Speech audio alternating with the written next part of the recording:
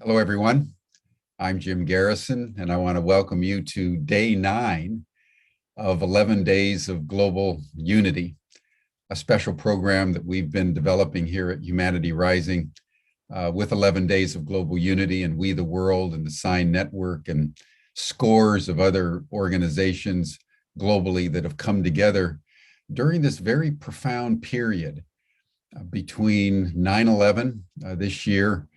We are commemorating the 20th anniversary of 9/11 to September 21st, which is the International Day of Peace. And we're going to get to that on Tuesday, the grand finale, the International Day of Peace. Today, we want to contemplate the issue of freedom. And I'd like to begin with just a brief contemplation of freedom, beginning in light of what just happened in Russia. You know that there's an election that's commencing in Russia that has been orchestrated by Vladimir Putin and his cronies. Alexander Navalny, who is in prison for speaking out against Vladimir Putin and revealing the corruption of the current regime, was trying to organize from prison, and with great heroism and courage, finally got an app up on Google and Apple so that the people around Russia could see who was on the ballot and vote strategically for the one candidate that might make it possible to defeat the local Putin candidate. And just as the election began, what happened? Google and Apple, American corporations, colluded with the Putin government and turned off the apps. So I want to raise in our collective mind today, what is the meaning of freedom when all you have to do is take away an app and it disappears? Freedom. I think it's worth noting also that freedom takes on a completely different shape when there's no more privacy. Every call that we make, every text that we send, every WhatsApp chat, every email is recorded permanently in vast archives. And the major corporations and the governments are listening in. What does freedom mean when there's no more privacy? That's a very profound question. And finally, as we get started this morning on this great issue of freedom, I would like to ask what freedom means when we're no longer consumers, we're commodities. Because every choice we are now making in our freedom is being recorded, and companies like Facebook know more about us now than our closest friends and even spouses. So our acts of freedom, because they're all being recorded and used to turn us into commodities, make compelling the question of what freedom makes in a commodified, no privacy, if you take the app away, the freedom disappears kind of a world. Freedom used to be the freedom to vote, the freedom to speak, the freedom to act without coercion in privacy. And those contextual frameworks about freedom no longer exist and have been morphed virtually beyond recognition. So one of the challenges for our generation in this kind of a world, where governments are increasingly using coercive force, where corporations know the intimacy of our thoughts and our communications, and where democracy is being mediated increasingly through social media, how we understand freedom and how we reimagine freedom may be one of the most important things that we do as human beings. So this is an issue that is worth contemplating as we honor some of the agents and stalwarts and champions of freedom today on this 9th day of 11 days of global unity. Before we commence our program, let us pause as we always do. Let's just take a moment in the tumult of this world and just center yourself in your body. Take a breath, close your eyes, and attune yourself to your heart for just a minute. Listen to your heartbeat in a spirit of gratitude and thanksgiving that you're alive. And out of the attunement of your heart, send love to everyone you can think of, just for a minute.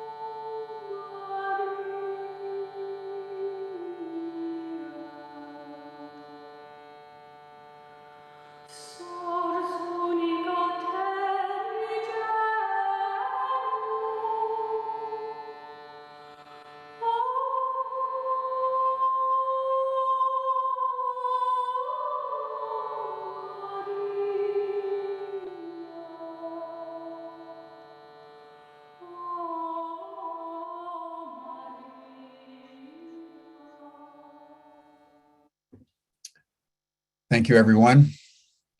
Now, with an open heart and a heart full of gratitude and love for each and every one of you who are joining our session today, I want to turn our program now over to my good friend and colleague, Rick Ulfik, who, as you know, many of you, is the co-founder of 11 Days of Global Unity since 2004, when they initiated this extraordinary program, bridging 9/11 and the International Day of Peace. He's the founder of We the World, and has been really on the front lines of social justice and social activism for most of his adult life. Although he's also, as I discovered yesterday, a very accomplished musician and pianist. And so one of these days, Rick, we want to get you on Humanity Rising and provide a concert or some music out of that awesome talent of yours. So welcome to Humanity Rising, and I turn the program over to you. Thank you so much, Jim. And, you know, I wanted to add a couple of thoughts about freedom that to what you also were talking about before, with the loss of privacy and various other things. There are a few other disturbing trends that I've noticed. in the United States that I feel represent a dangerous erosion of freedom and democracy. One is gerrymandering, where the people, where the Absolutely. politicians are choosing the voters instead of the voters choosing the politicians. There's voter suppression. There's also Absolutely. the electoral college has, many issues related to it. There's unlimited money in politics, and the Senate, where 41 senators that represent only 21% of the country can block legislation that large majorities of people want and need for their families and communities. So what I'm worried about is this is kind of a trend towards minority rule. And we're getting so close to that, we could be reaching a tipping point where within 2 elections, we could be losing whatever freedom and democracy that we have at this point. Would you say? I would completely agree. The point that you're making, that politicians are now choosing the voters rather than the other way around, both through gerrymandering and the suppression of the vote, as the controlling groups find themselves increasingly out of tune with the emerging multicultural demographic in the United States. They're just excluding the demographics that they don't want to participate. And we're watching it happen right before our eyes. And whether the US Senate will pass the Voting Rights Act will be a critical determinant as to whether democracy survives in the United States into the 2022 election and 2024. And you're absolutely right, Rick. We're at a tipping point, not only in terms of climate change and many other ecological trends, but we're at a tipping point in terms of democracy in this country around the vote. It's terrifying when you really look at it. And then I would add the freedom of a woman over her own body, which is now under assault at the Supreme Court. It's already been eradicated in the state of Texas, and at least a half a dozen other states are legislating copycat bills, replicating Texas suppression of the freedom of women over their own bodies. So this question of freedom that we're contemplating today could not be more important. Absolutely. Exactly. And, at the session after this, the 1 p.m. Eastern time summit panel on freedom, we're going to be going into this in great depth with Rabbi Michael Lerner and Peter Gable, and of course, Yvette, who is with us today. Beautiful.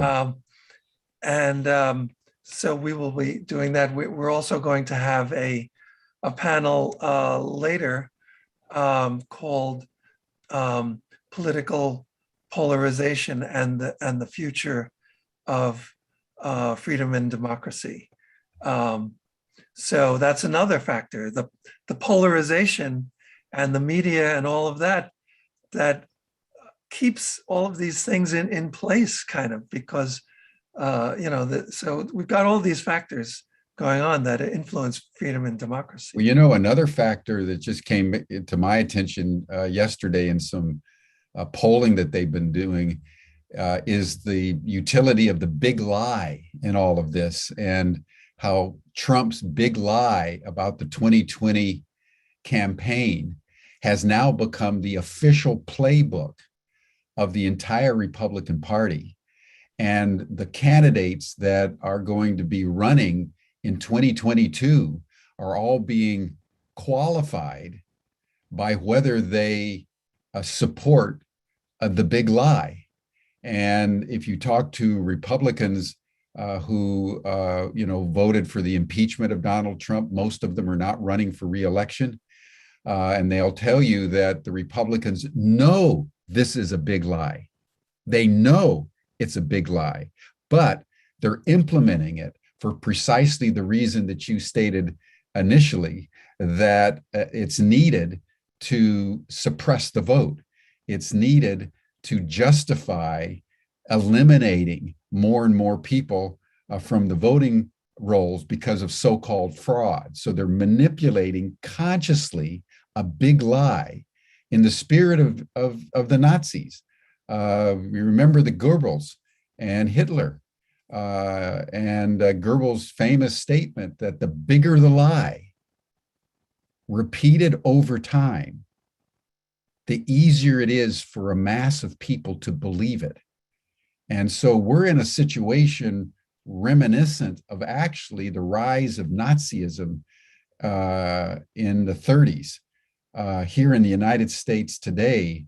And so it's well worth seeing that all these issues are synergizing together, whether it's depriving the Russian freedom citizens from apps, to commodification, to gerrymandering, to suppressing the right of a woman to abortion, to eliminating voters of color and young people from the voting rolls. These are all synergistically coming together to conspire against any real meaning about freedom as we move into the decade of the 2020s. It's extremely concerning and requires our constant vigilance, I would say, in order to maintain even a semblance of the freedom that we once had.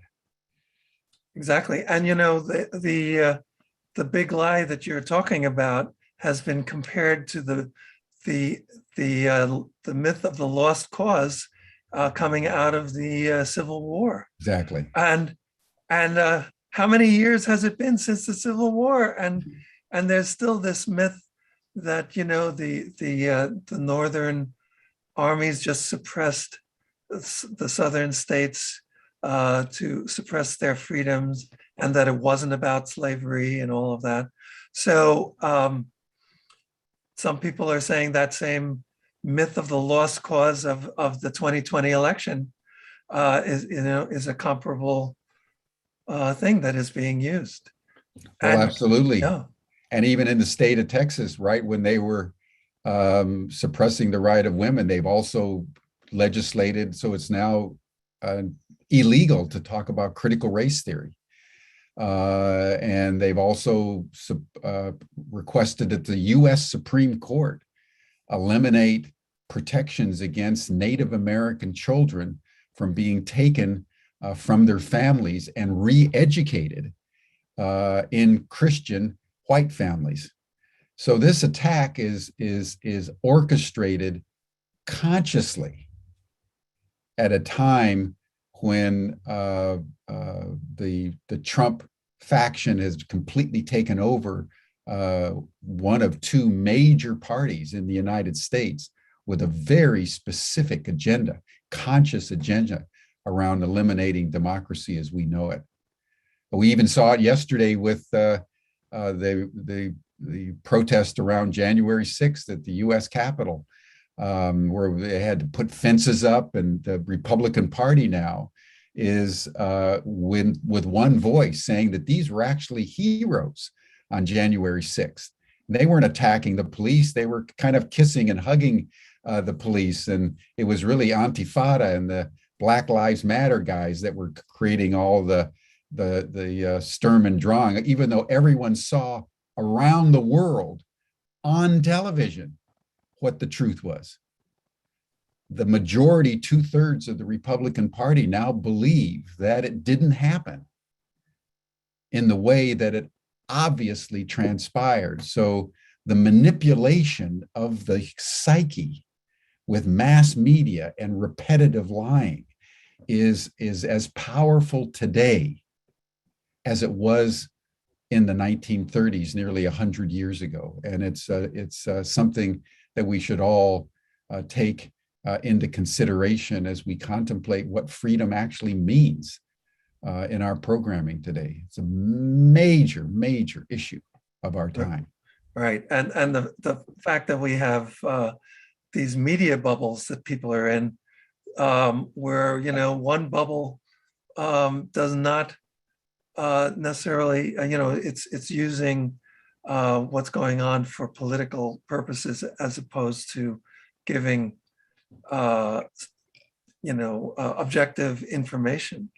And that's really dangerous. And, so this polarization, it affects everything. These things are all interconnected. And rather than become dejected and despairing, I think it's important for people who are watching this and our friends to somehow get involved and do something, support groups that are working on this, even start conversations and let others know that you're having conversations. Even just talking to people even that you don't agree with. It's important to get this talked about, because if we try to kind of ignore these things and hope that somehow some people will take care of it and it'll be okay, I think we all have to step up at this moment, because we're, with the climate tipping points and the mass extinction of species tipping points coming up, all of these things we can't really deal with if we don't have the freedom and democracy that we need to address these things. Well, I would add one thing. I was going to bring it up at the end, but you've just opened up, the other side, the opportunity in this crisis, everyone, is what we're doing today. I mean, here you have Rick back in New York. You've got Yvette on the East Coast. I don't know where Therese is coming in from, but we're going global. Yesterday, we heard someone from South Africa and Pakistan and Botswana and so forth and so on. So the very internet of things that on the one hand can be used to commodify us is also allowing us to communicate interactively with anybody anywhere in the world with a potential capacity to organize a people's revolution. So what we're doing this morning on the ninth day of the 11 days is an exercise in the kind of freedom that we need to do more and more of, because the crisis that's enveloping us, that we've just described, is also an extraordinary opportunity for human renewal if we seize it and if we implement all the potentials for organizing and information sharing and community building that are inherent in the technology itself. Exactly. Okay, so let's continue on with our tribute to the change agents working with freedom and all of these 11 campaigns. And first, I definitely want to thank you, Jim, and Rick Buckley behind the scenes, along with Ubiquity University and Humanity Rising, for broadcasting all of these 11 days of Global Unity Summit panels, and for offering master's degree scholarships in peace and tolerance, as well as regenerative action for our volunteers working on these campaigns. And these scholarships are being offered in honor of our dear friend, Avon Madison from Pathways to Peace for the 11 days of Global Unity. As Jim said earlier, my name is Rick Ulfik, and I'm founder of We the World and the We campaign at we.net. And I'm the co-creator of 11 Days of Global Unity with my dear friend, Troy Lush. You can find out about all of the 11 Days of Global Unity broadcasts and events by going to we.net. And we invite you to collaborate with us as a volunteer and as an organization partner as well. Just go to we.net. Now, let's introduce and announce today's scholarship award. And before we give out the award, Jim, would you like to give an overview of these scholarships that Ubiquity University is awarding to We the World's change agents? Sure. Just to take a moment, in thinking about it in terms of freedom, the programs that we're developing, everyone, are really designed as a Wikipedia. They're designed to allow people, in terms of the masters in regenerative action, as well as the masters in tolerance and peace studies, to come together through the auspices of Ubiquity University. But the content that's being provided for the students is coming from all over the world. So we're welcoming scholarships from 11 days that Rick and Callum have been selecting from their staff and colleagues all around the world. It's an extraordinarily diverse, very bright group of people, and the content is being developed as the program itself unfolds. So if any of you have content that you want to contribute to the training of young people of all ages around the world that want to look into a master's degree in regenerative action, which is linking knowledge to action. So there's no final test. It's a final impact project around regeneration. And similarly with tolerance and peace studies, we want to link knowledge with action, because that's what the current world situation and crisis demands. So this is a people's program, and we're delighted to have people from around the world participate. Okay, so today we are very proud to award the master's degree scholarship to Didier Nishimirimana. And Didier is in Burundi. He is an environmental justice advocate committed to educating communities for strong environmental stewardship. He has been working with 350.org, the Mother Earth Project, and Citizens Climate Lobby. He is also a WE volunteer and started a branch of We the World in Burundi. And he is a current Green Faith Fellow in a one-year program that equips future educators of religious and faith leaders on climate justice advocacy. Recently, he conducted a workshop on the theme Tanganyika Lake Protection for Economic Sustainability in Burundi to raise awareness on the Tanganyika Lake waters threats. Didier has already traveled to Kenya, Benin, Togo, and Rwanda for related issues. Didier is very grateful to Ubiquity University for this wonderful scholarship opportunity. Do we have a video to run from Didier?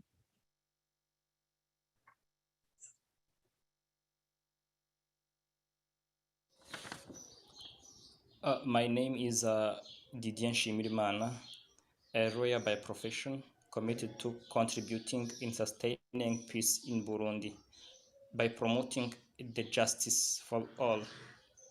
In fact, Burundi is one of African countries that has been facing political and civil war, and peace and tolerance are great issues since long ago.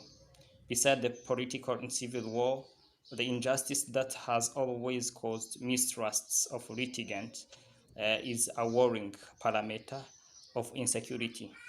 Citizens have been killing each other because they do not bring their conflicts in courts, but decide their long settlements. Then I'm contributing in promoting peace in Burundi through a project entitled Mpumuriza. Mpumuriza is a Burundi term, Yeah, that consists a project that consists of promoting non-violent communication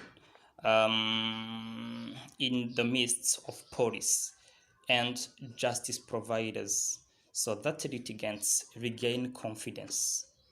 This is the reason why I'm very proud and interested in getting a scholarship of master's studies in tolerance and global peace. And then I appreciate the initiative of the Ubiquity University, and also I appreciate the confidence of the trusts of with the world that invited me to express the interest in this scholarship. Thank you very much.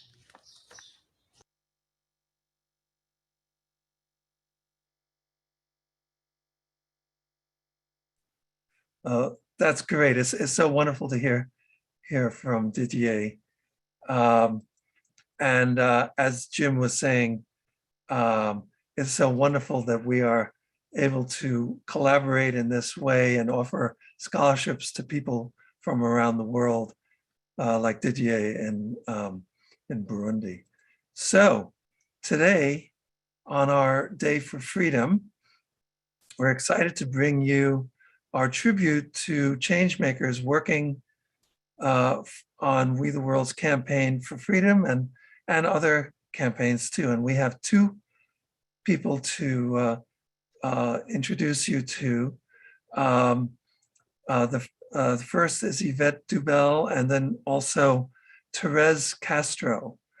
So let's start with Yvette.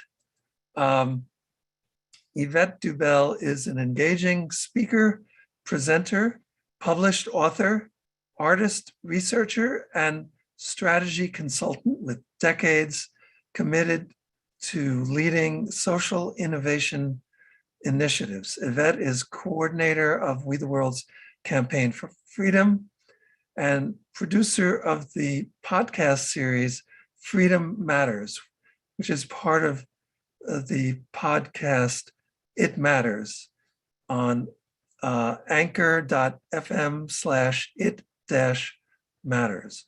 Welcome to the broadcast, Yvette Dubel. And Yvette, what has motivated you to do this important work that you've been doing all this time? Hi, thank you, Rick, for that wonderful introduction. I don't I thought I had an answer to that. But now that I'm thinking about it, as you guys were talking, I think I just was very aware of these sorts of issues. And one of the things that I thought was, I've been thinking about lately, you guys were talking about the threat of minority rule. And one of the first things that I got engaged in was collecting petitions to pressure American companies to divest from apartheid South Africa. And as you and Jim were talking, I was wondering who's going to collect petitions for us to stop us from, being taken over by a minority rule that is looking to impose some sort of, I don't know if we want to call it apartheid just yet, but through exclusion and oppression, that's basically what apartheid is. And it's sort of, I was just thinking like how we're about to have our 31st and 32nd anniversary. And so our first date was actually collecting petitions. I was collecting signatures for the petition for apartheid South Africa. And now here we are. And you met your husband? Our country. And you met your husband that way? Well, that was our first day. That was what I had planned to do that day. And we were on a date. So well, that's we told the story remarkable. In an article about love at first sight. And he wasn't into that sort of stuff. But yes, he introduced himself as my future husband. We tell this story. Wow. I actually mentioned it in the book, A Cure for Racism, which was the Freedom Campaign's 20 days of peace, 21 days of peace. Is it 21 or 20 days? Isn't it 21 days of peace? For what? Our MLK. Oh, the MLK. Oh, yeah. So that's 40 days. 40 days. 40 days. That's it. 40 days in January, right? starting on, So during that, MLK's birthday.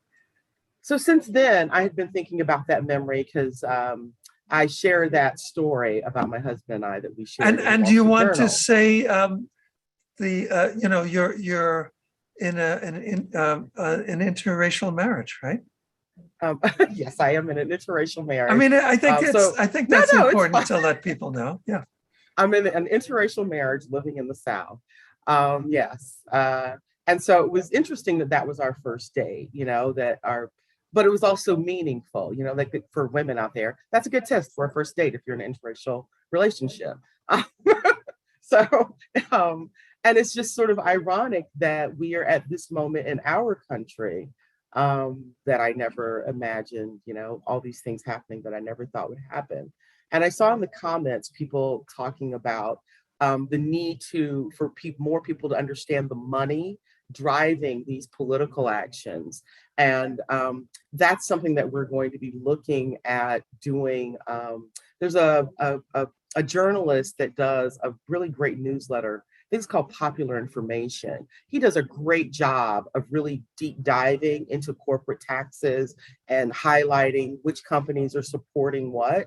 And so I think that in terms of what Google and Apple have just done as consumers, we really need to, and shareholders in particularly, people who are in this movement who are shareholders have a lot more power really than we as consumers do to pressure companies. I think that it was just, I've always cared about this stuff. I think since about 15 or so, I got involved as an Amnesty International volunteer.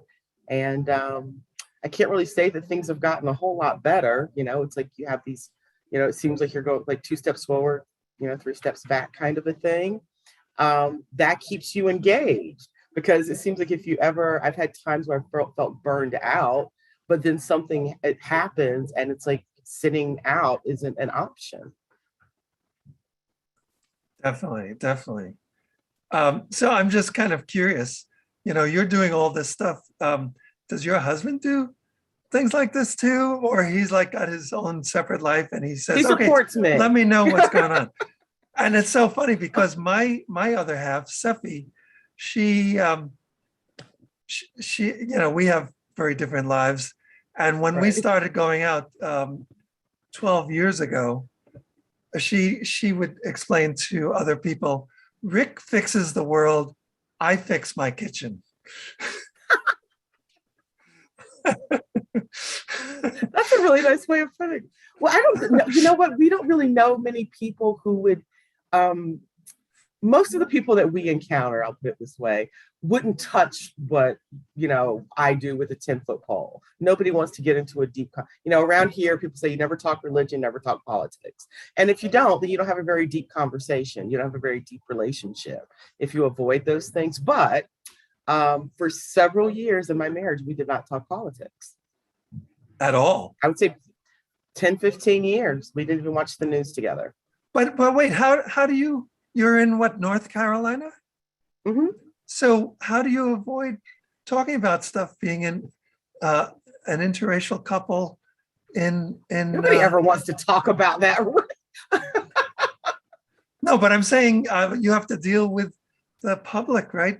Isn't there stuff that happens there? We don't really have much of a social life here, honestly. We are sort of an entity unto ourselves. Most of my friends don't live close by.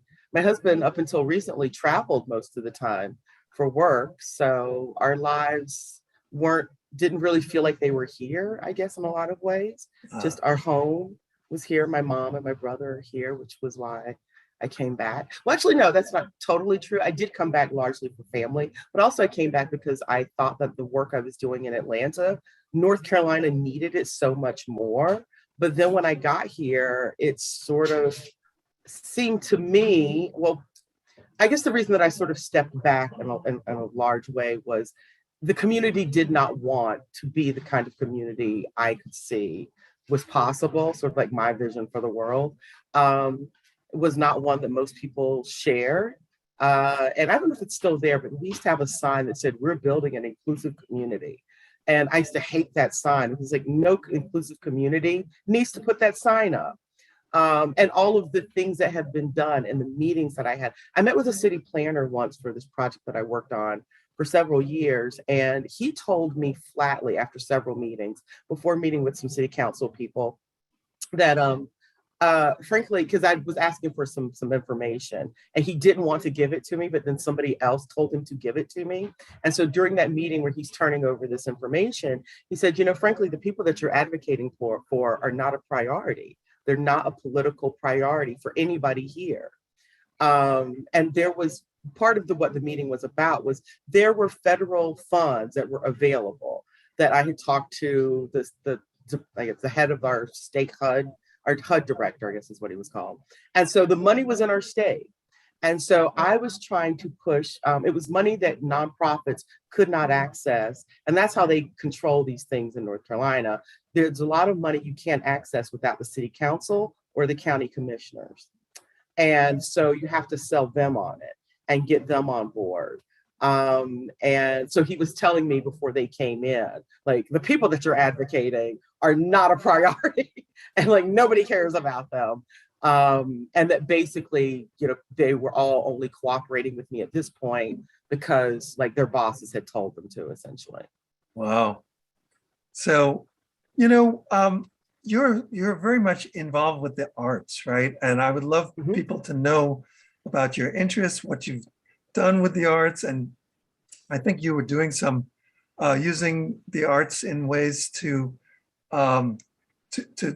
talk about racism, right, a little bit, and also the Freedom Film Festival that you produced last year, and there's all kinds of things having to do with the arts. And you're an artist yourself, right?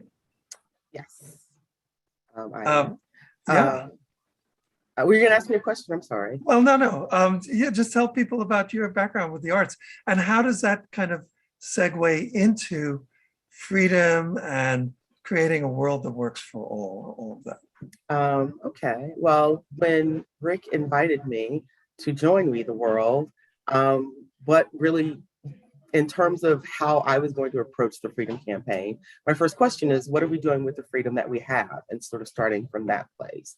And for me, my artist practice is very much the foundation of much of my work because it's allowed me to continue in it and not lose my mind.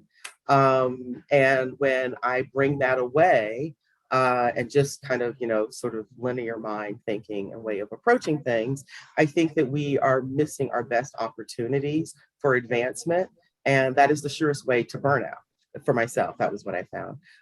So with the Cure for Racism, bringing it in as a way to help people to confront things that are difficult for them to acknowledge and confess, and doing a way to create more safety around developing a journaling practice to cultivate that kind of self-awareness and process the things that you need to process if systemic racism is ever going to be a thing that we, you know, aren't living with.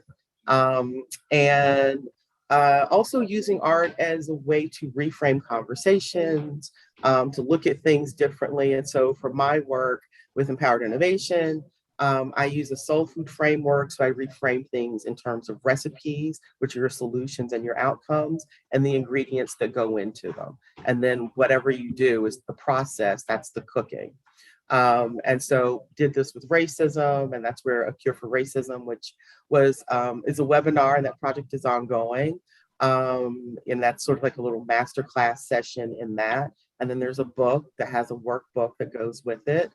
And then as Jim was talking about, I will definitely want to connect with him to see what's possible, but with the embodied performance that we did, for the Day of Global Unity, I think it was, or the week, it was the week of global, was it the week of global unity? Probably 11 days last year. No, it wasn't, it was this year. It was the one that we did like a few months ago. I know. Anyway. Unity Earth did World Unity Week. That's what it was, World Unity Yes. Week, that's it. So for that, we did the embodied performance, which was very much about what you guys were talking about before. And I think Rabbi Lerner that's coming on later will go even more into that. But the notion that, because there was all this stuff happening and I saw people just reacting out of the anger and the fervor of immediate action, you need to do something now. And just the thing that maybe you learn just with maturity is that's not always the best course of action. Of course, if some, if blood's flirting everywhere, you need to bandage it up and deal with that. But coming from with Theory U, Otto Schromer's work with the Presencing Institute, that they have a whole, list of people that teach about the outcome that you get is directly related to the place within that you're coming from as you're taking that action. And so the embodied performance was kind of looking at that with the notion of performance and embodiment and bringing that together. And that's very much how I like to engage people from whatever profession or industry they're coming from. When you bring that level of awareness that I think of as the artist mind, which is more open, it's looking for how to include whatever is present, then everybody can engage with whatever their discipline is at that level as an artist. Your work then becomes your art, your life is your art. And so I think that with that, you change your mind, change your life. You know what I mean? It's kind of like following that same line of thinking. How do we move from a place of having been conditioned to exclude and discriminate to a place of inclusion and appreciation for diversity? Natural for artists. So when you adapt more of an artist mind, all of those things look differently. Again, in cooking, if you have something that doesn't, like a bitter herb or something that you need to include in the recipe, then the objective becomes, do you eliminate that ingredient, or is there something you can do to mitigate that bitterness? And so when you start to look at things that way, and so with the artist research project that is related in some ways to the embodied performance, I'm really a couple of artists that I've connected with recently in Scotland. One's in Scotland and one is in Oklahoma, and they are crochet maniacs. They love crocheting, but they're very interested in taking crochet out of the realm of baby boots and baby blankets and really looking at it. And so one of the woman in Scotland has engaged me in her pirate thing. So looking at using her metaphor. So the idea with the artist research project is to look at social justice issues and to reimagine that usually social justice issues are resolved in courtrooms. And so if we take that courtroom process and we use some established precedents as a basis to create a new narrative and to see that totally different. So we're exploring what we're going to do and how we can mess with that, with combining crochet and pirates. So that's kind of crazy and fun. But the idea there is that we need to think about social justice differently. And it's really, really hard to get people to see beyond that. So we start out with the traditional narrative of so for example, with corporate responsibility, we have a Supreme Court that has said that a court has like the right to have like a political, not just a political presence, but a political voice. But their voices are stronger than our voices, right? That's the reality, but nobody has defined what their responsibilities are. If they are granted corporate personhood, I say that we take on that responsibility and define what the responsibilities are of corporate personhood. And then we set out like, how do we enforce that? And so I think that this might be a more, not just fun, but there's so much stress, there's so much anxiety related to all of this stuff that we have to find a way to, have like an outlet for that as well, not just look at the action that needs to be taken, because people will burn out. And as you know, this isn't a game. Oops, sorry, I did not mean to turn my video off there. This is not the kind of thing, you have to plan for self-care and including strategies to avoid burning out. Exactly. So do you want to give a place where people can connect with you or your podcast or any of the different things that you're working on? What would be a good way for people to connect with you? Probably the easiest, quickest way to reach out and get a response would be on social media. Instagram, I check more often than Facebook. So if you message me on Facebook, it might be a month before I respond. You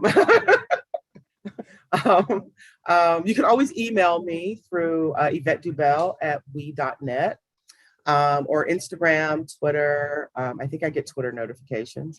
I would say those would be like probably the best. And of course, you can go to webantiphon.com or empoweredinnovation.org to reach out to me. And anybody, I see some comments, so I will read those after I'm done talking to Rick when it's Therese's turn. All right. That sounds good. So let's now bring in Teresa Castro. Why don't you turn on your video and audio, Therese? And I believe that you have been working on graphics for We the World. Is that correct, Therese? Yes, I've been working on graphics and being part of the social media team since last year, actually. I think this month. So it's already 1 year anniversary for me. Great, that's fabulous. And working directly with Callum, I'm sure, and Angel, and all of those folks. So can you tell us a little bit about yourself, and in particular, what has brought you in your life to step up and make a contribution to creating a world that works for all like this by working with We the World?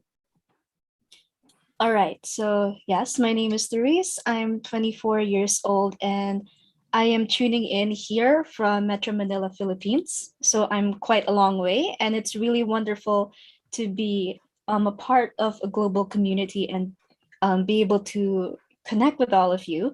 So I am a master's in international studies in Miriam College, and I specialize, well, my major is development studies and my minor is gender studies. So currently I have been freelancing, and I am a content specialist right now with a company named Digital Silk. So aside from that, I consider myself a creative. So I really love that, that art has come up. And to also hear that you, Rick, you're a musician, that's really wonderful. I'm a musician as well. I play Renaissance, medieval, Baroque ukulele. I also play dulcimer bass, and I'm learning harp right now. I'm also a singer and also an artist. I have ADHD. I'm neurodivergent, so I have a lot of interests.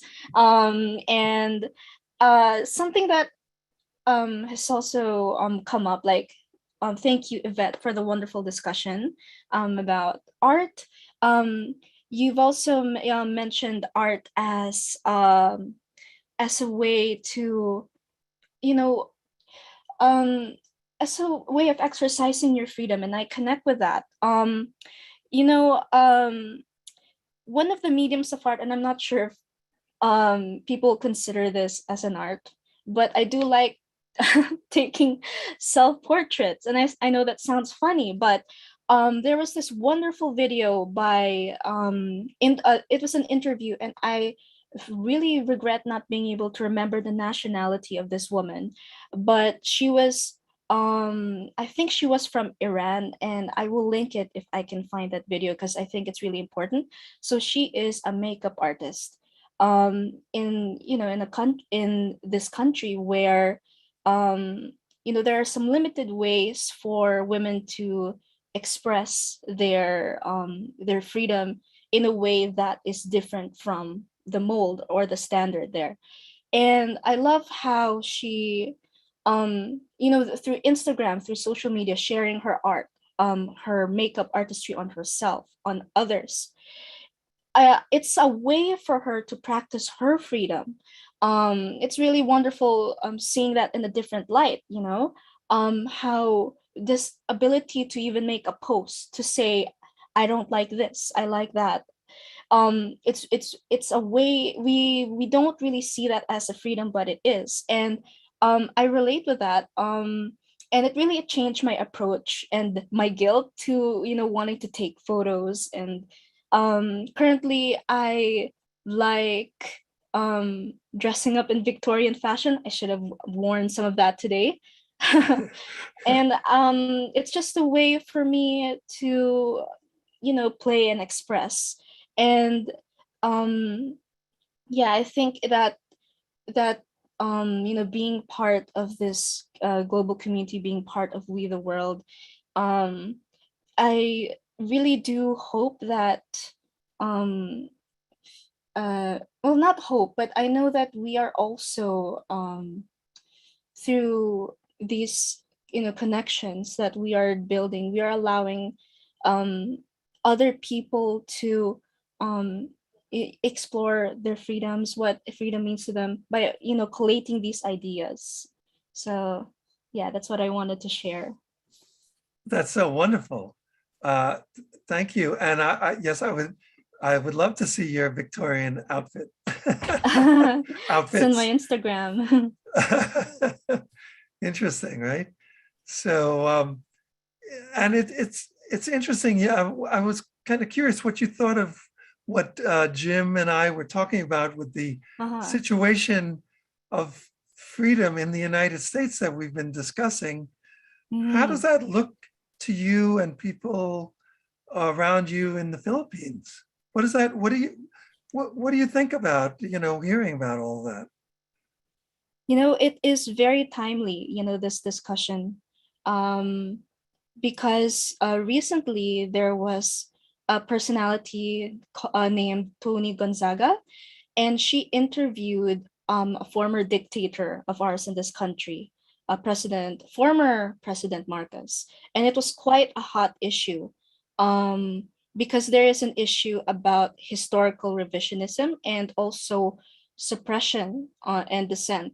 There's this debate like, should people like this be given a platform to speak and all that, but I think it really all boils down to the treatment of those who of those people under who experience the horrors of that regime, such as there was this book called The Conjugal Dictatorship, that was revealing all the injustices, the tortures that happened during the Marcos regime.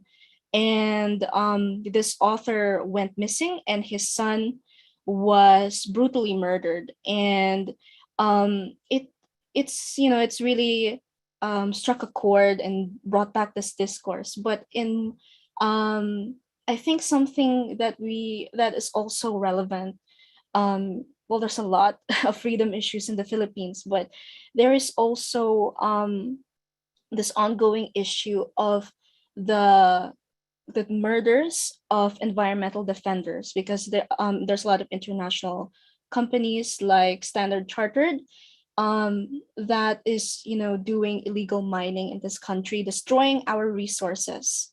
So this is British companies, um, and I think there's also a Canadian one, um, you know, uh, destroying resources here, and these environmental defenders that are speaking out, and even those workers. There is uh,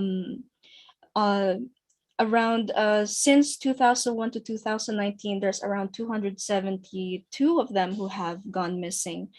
And besides that, there's also President Duterte, which is the current regime that we're in, and the extrajudicial killings. So there is that issue of people who are using their voice, using their freedom to to showcase, not showcase, but to um, reveal and bring to light these issues that are going on in the government, things that are wrong, but they are met with violence, with suppression.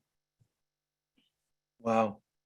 Yeah, I remember that that was in the news some time ago, but these Mhm. things drop out of the news. The idea that allowing people to shoot anyone they thought was a drug dealer. Yeah, that That's is a huge issue till this day. so. So there has not been much movement to end that where you are. There has been a lot of protests, but um, still, it remains an issue. And the thing that is very what's a word I can describe it?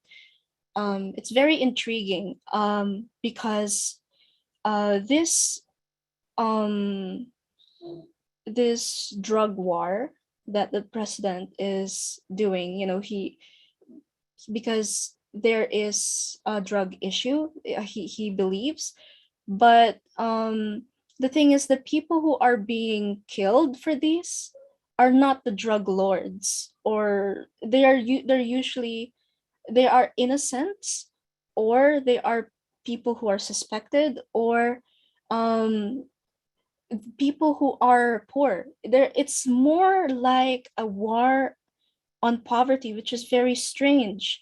Because you can just see how cruel that is and how unfair that is, because it's not really going to the root cause. There are many reasons why people will turn to drugs or drug selling.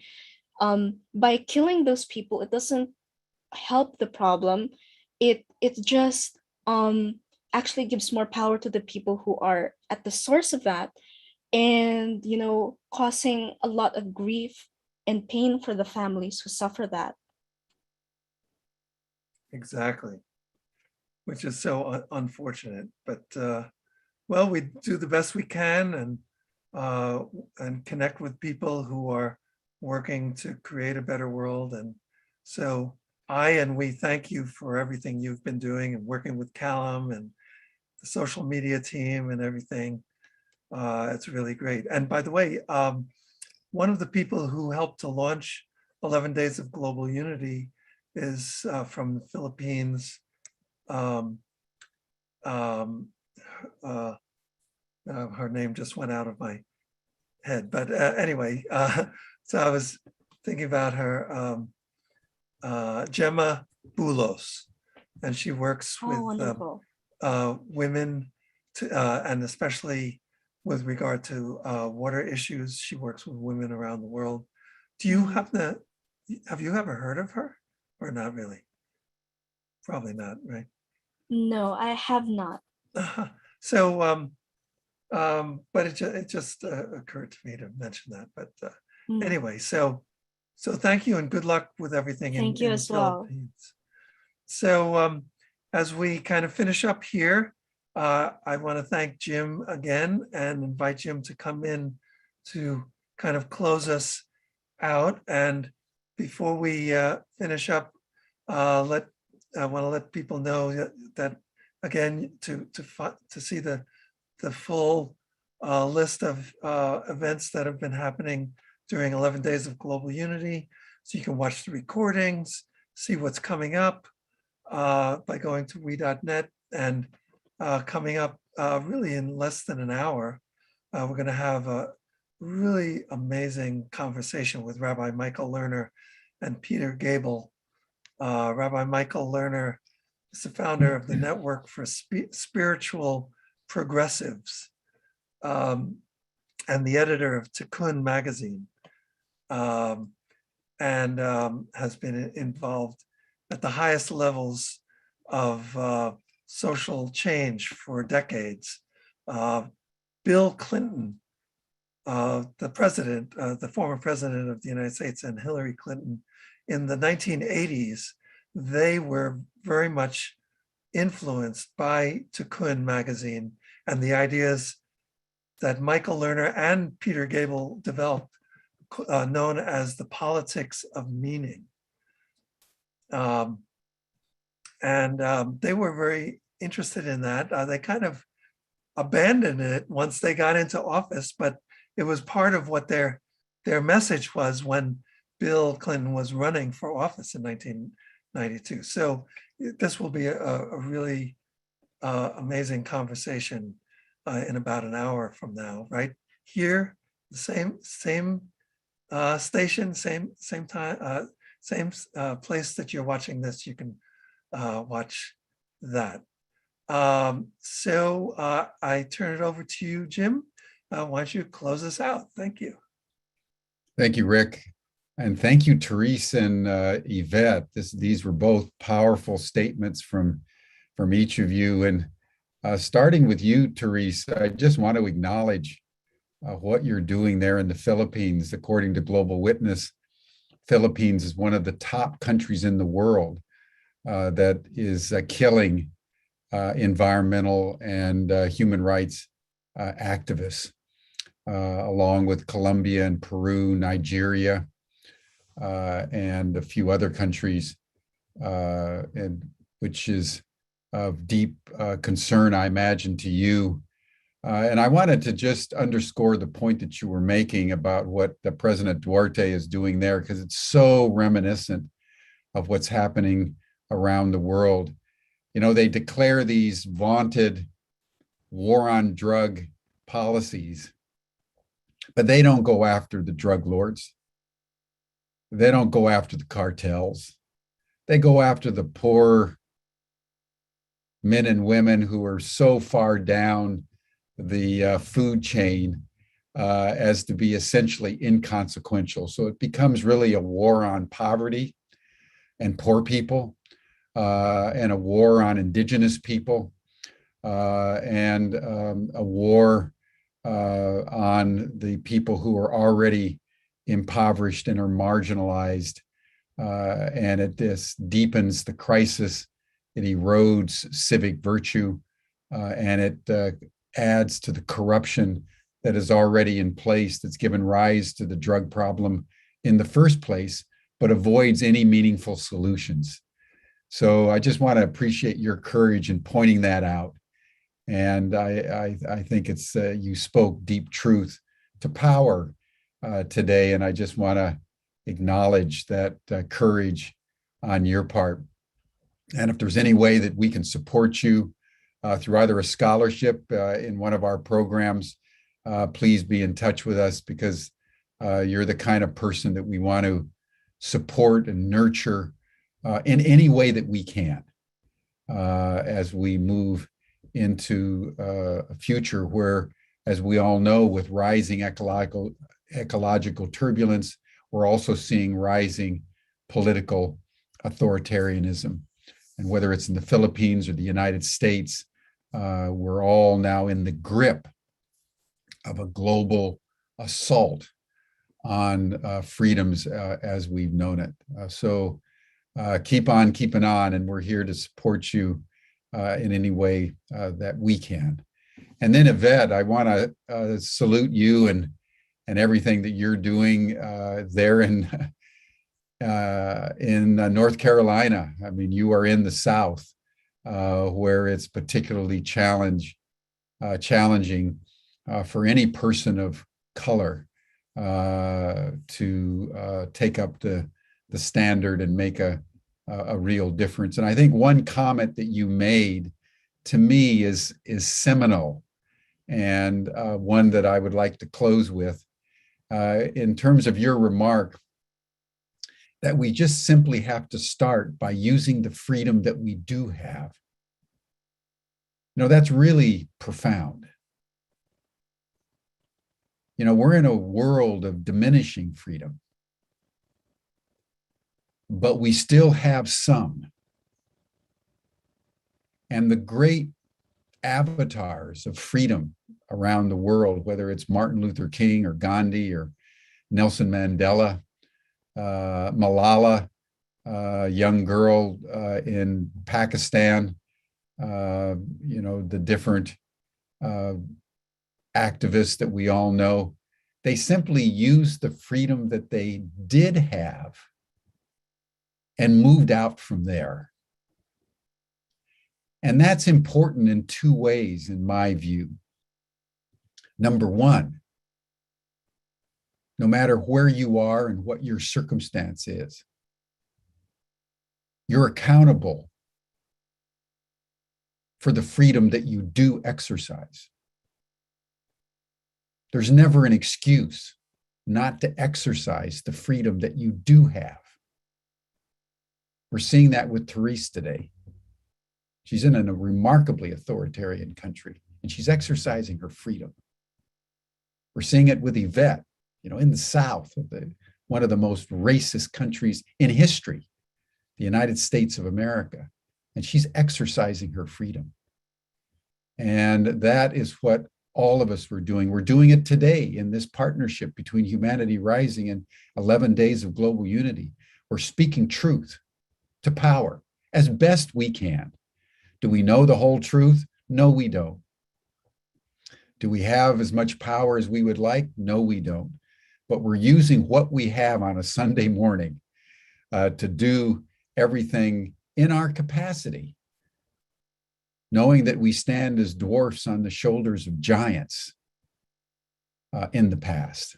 And that leads to the second point with which I'd like to close, and that is that if all of us do what Therese and Yvette are doing, just working within our own small little ponds, that stone that we drop ripples out and it connects with other ponds and other stones that are dropping.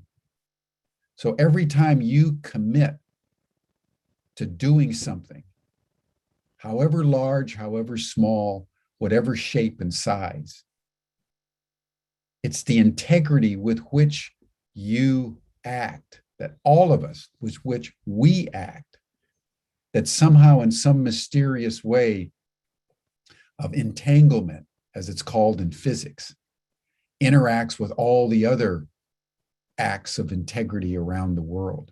And that's the web of truth, the Indra's net of activism that somehow in a mysterious way that I don't think any of us can imagine or can imagine is working a deep will for the survival and redemption of humanity at this critical time.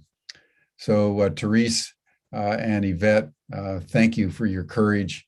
You are models of how activism in the name of freedom should be embodied in our critical time. Rick, once again, thank you. Another splendid program. Good luck with Michael Lerner. And we'll meet again tomorrow for the penultimate theme on disarmament. And I'm going to be speaking more fully on some of the shadow content of 9/11 and the layers that we need to take in. Was it just Osama bin Laden and Al-Qaeda that were involved in 9/11? Was it an inside job? Were there other players involved in this very complex, multi-dimensional act that changed our world? So that'll be tomorrow on Humanity Rising as we enter our 10th and penultimate day for this program. So thank you, everyone. You're all welcome to join Stan Pokris and Shannon and others in the after session chat group. And you'll see the link in the chat box. Thanks so much. See you tomorrow. Bye for now. Thank you, Rick. Therese, Yvette, thank you so much.